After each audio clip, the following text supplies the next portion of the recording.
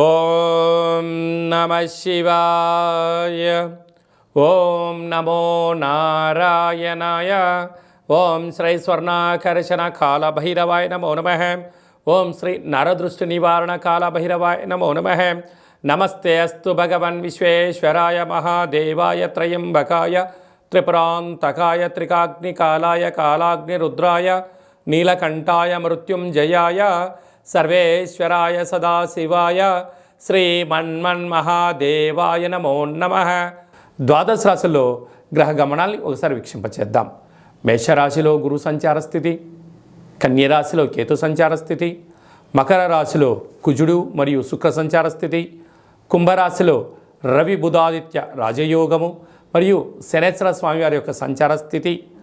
ఏడాది తర్వాత రవి భగవానుడు కుంభరాశిలో సంచారము, 30 సంవత్సరాల తర్వాత శని భగవాని చేత రవి తన స్వక్షేత్రమైనటువంటి శని భగవాన్తో కలిసి సంచారం చేయడము ఇది ఒక యోగదాయకం అని చెప్పి గమనించగలగాలి.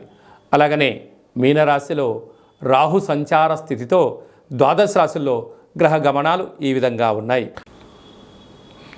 వృషభ రాశి వారు మహాశివరాత్రి సందర్భంగా ఆదివారం అమావాస్య సందర్భంగా ఎలాంటి విధి విధానాలు పాటించాలో ఈ వీడియోలో సవివరంగా సంపూర్ణంగా తెలుసుకుందాం. వృషభ రాశిలో ఏ నక్షత్రాలు వస్తనగా కృతికా నక్షత్రంలోని 2, 3, 4 పాదాలు, రోహిణి నక్షత్రంలోని 4 పాదాలు, మృగశిర నక్షత్రంలోని 1, 2 పాదాలను కలిపితే వృషభ రాశి. అలాగే చాలామందికి పుట్టినటువంటి కాల సమయంలో డేటా ఆఫ్ బర్త్లు లేనటువంటి కారణం వలన పేరు యొక్క మొదటి అక్షరాన్ని అనుసరిస్తూ ఆ రాశిని తెలుసుకునే ప్రయత్నం చేద్దాం. ఈ, ఉ, ఏ, ఓ, వా, వి, ఉ, వే, ఓ అక్షరాల వారందరూ వృషభ రాశి జాతకులే. వృషభ రాశి యొక్క అధిపతి శుక్రుడు.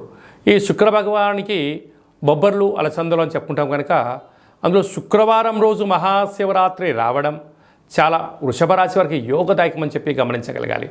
కనుక తెల్లటి పాలతో, తెల్లటి పెరుగు చేత, విభూ చేత నవధాన్యాల్లో బొబ్బర్లను ఎక్కువగా కలిపి మహాదేవుడికి అభిషేకం చేయడం వలన, ఉప ఆవాసం ఉండడం వలన, సంపూర్ణమైన గోమాతకు తెల్లటి ధాన్యాన్ని ఏర్పాటు చేయడం వలన జాతకంలో ఉండబడినటువంటి గ్రహదోషాలు తొలగిపోతాయని చెప్పి గమనించగలగాలి.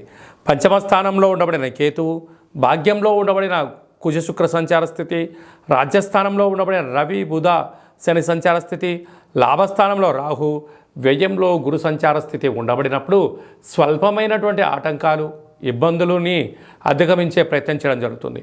అలాగనే ఆదివారం అమావాస్య రోజున తెల్లటి పుష్పాల చేత కాళభైరవుడికి రుద్రాభిషేకము, తెల్లటి వస్త్రాలని ఏర్పాటు చేయడము, పెరుగన్నాన్ని నైవేద్యంగా ఏర్పాటు చేయడం వలన విద్యలో, ఉద్యోగాల్లో, వ్యాపార, రాజకీయ, సేవా రంగాలలో శత్రువులు అనేటువంటి వారు లేకుండా సర్వత్రా విజయం మీ సొంతమవుతుందని చెప్పి గమనించాలి.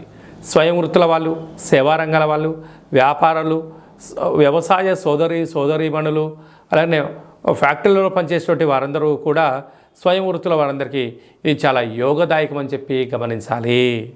అందరిపైన మహాదేవుడి యొక్క ఆశీర్వాదాలు ఉండాలని కోరుకుంటూ ఆశీర్వచనం. సర్వమంగళ మాంగళ్యే శివే సర్వార్థి సాధికే శరణ్యే త్రయంబకే దేవి నారాయణి నమోస్తుతే. హరి ఓం. శతమానం భవతి శతాయు పురుష సతేంద్రియ ఆయుష్యేవేంద్రియే ప్రతిష్టతి. ధనం ధాన్యం బహుపుత్రలాభం శత సంవత్సరం దీర్ఘమాయు. సర్వే జనా సుఖినో భవంతు.